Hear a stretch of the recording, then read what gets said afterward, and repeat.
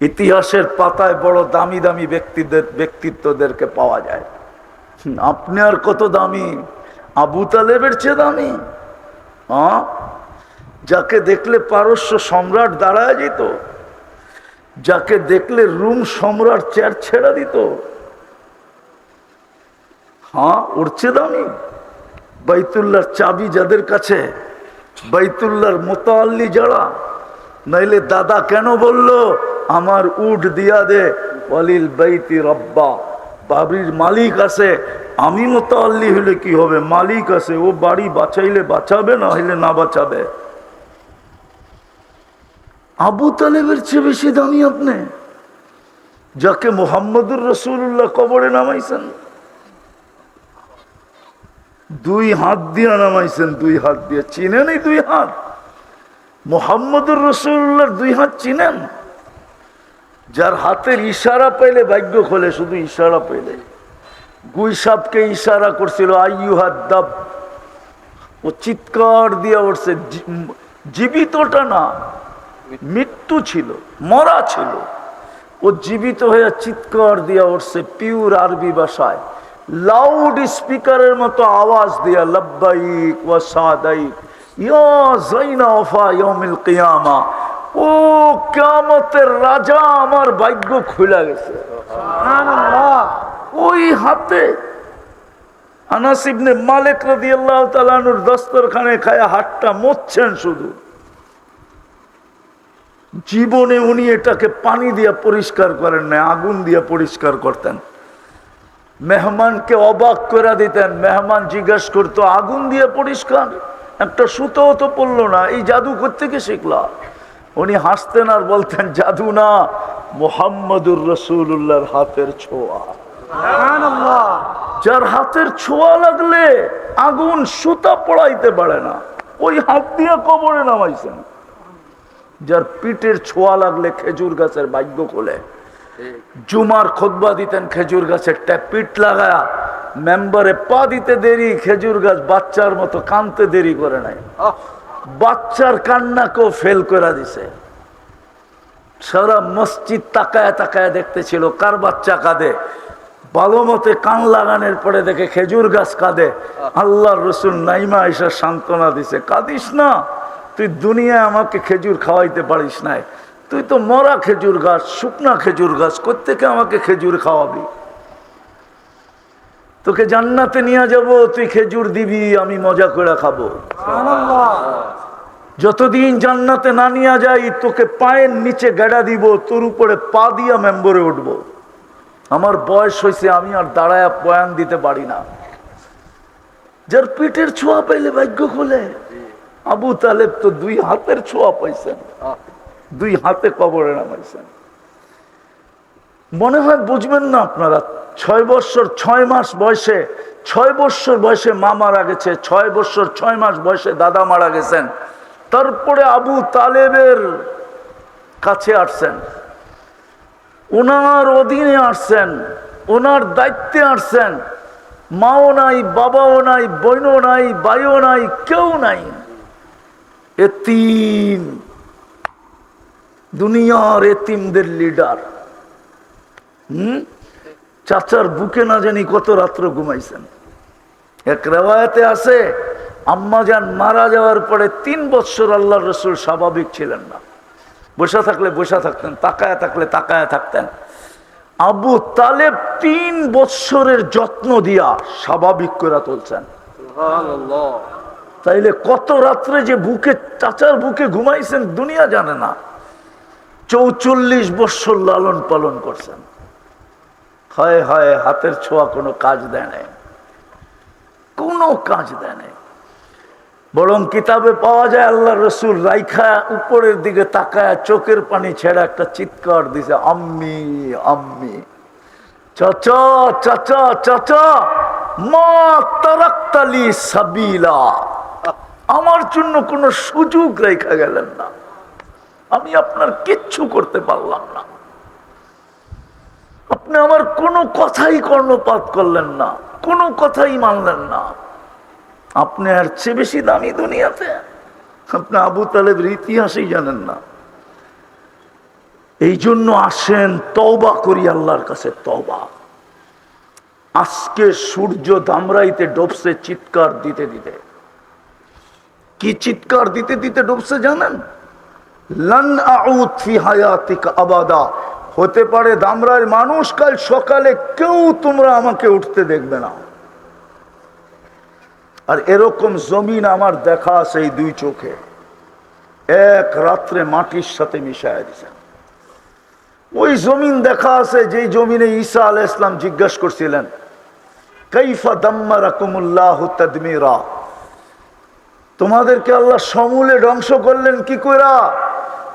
তো নিচের থেকে আওয়াজ আসছে, বিতনা বিল আফিয়া আসবাহনা ফিল হাভিয়া। রাত্রে ফুর্তি করতে করতে ঘুমায় গেছি, সকালে উঠা দেখি হাবিয়া, দুজকের ভিতরে আমরা।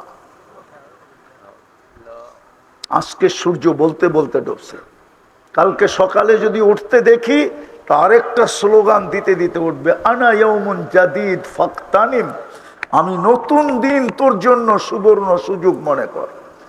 চলেন আজকে তওবা করি, করবেন? করবেন? হ্যাঁ, আরে করবেন না কেন? দুনিয়ার মানুষ তো আসামিকে তালাশ করে কাঠগোড়ায় দাঁড় করাইতে, ক্রেডিট নিতে, ফাঁসির কাস্টে ঝুলাইতে, হাতকড়ি পড়াইতে, বেড়ি পড়াইতে, আসামি ধরার মাধ্যমে নিজের প্রমোশন বাড়াইতে। আল্লাহ তো এখন ডাকতেছে মাফ করার জন্য। দুনিয়ার সমস্ত নাফরমান আসামিকে ডাকতেছে, হাল মিন মুস্তাগফির, বুখারী শরীফে আছে। এখন ডাকতেছে, এখন প্রথম আকাশে। রাতের 3 ভাগের 1 ভাগ অতিবাহিত হয়ে গেছে অনেক আগে। আজকে 4:32 ফজরের সময় আল্লাহ ডাকতেছে এখন। আপনি মাফ চাবেন না কেন?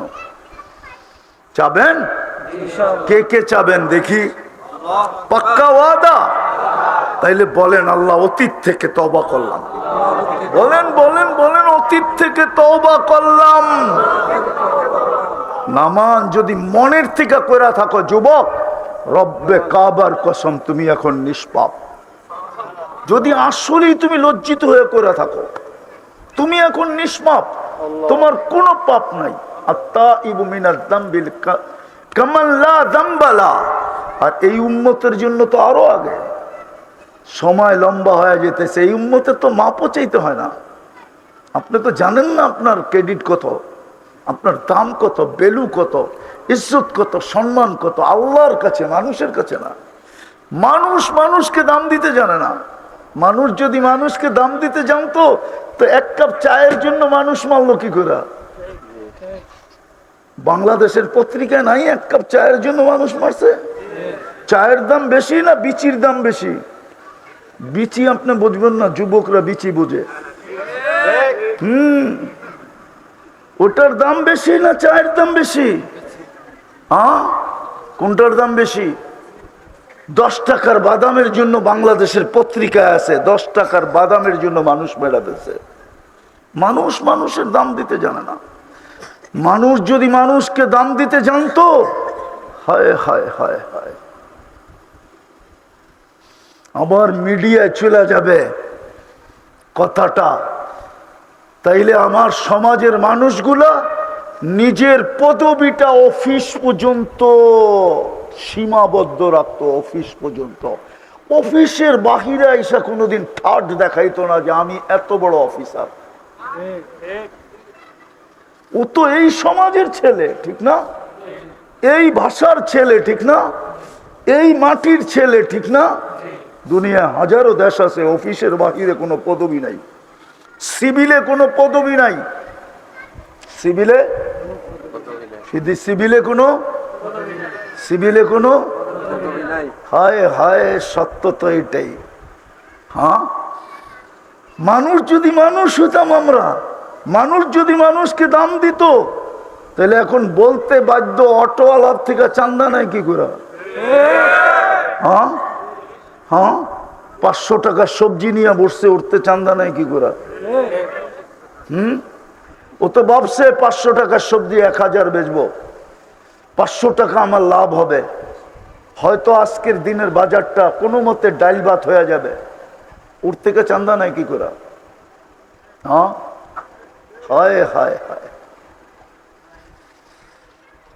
যা কথা শেষ। তওবা যখন করলেন, নিয়ত করেন নিজেকে দামি বানানোর জন্য কমসে কম একটা কাজ করেন। এই উম্মত যদি একটাই কাজ করতো, আর কিছু নাই করতো। এই জন্য আমি বলি, এই উম্মত যদি একটা কাজ করত, শুধু 5 ওয়াক্ত নামাজ পড়তো, সারা বৎসর কিছু না করলেও একটা মাস যদি আল্লাহকে দিয়া দিত, রমজান একটা মাসই তো 70 মাস ঘোষিত। কয় মাস? 70 মাস। কয় মাস? বৎসর কয় মাসে? 70-এতে 12 বাদ দিলে কত থাকে? তারপরও তো 58 মাস থাকতো, ঠিক না? 58 মাস। আল্লাহ যদি জিজ্ঞেস করতো, কিরে 11 মাস তোরে দেখলাম না, দেখার দরকারটা কি? 1 মাসেই তো 70 মাসের কামাইছি, 12 মাস বাদ দিয়ে দেন, তারপরে তো 58 মাসের পাওনা আমি আপনার কাছে, আপনি আমার থেকে পাইবেন কই? ঠিক না? আরে যোগ বিয়োগ মিলে না, মিলে না, যুক্তিতে আসে না, না আসে না? হাদিসে আছে রমজান 70 মাসের সমান, না নাই? ফরজ 70 গুণ বাড়ায় দেওয়া হয়। আমার জাতি যদি এটাই করতো, 5 ওয়াক্ত নামাজ পড়তো, আর একটা মাস আল্লাহকে দিয়া দিত, তাইলেই তো হইতো।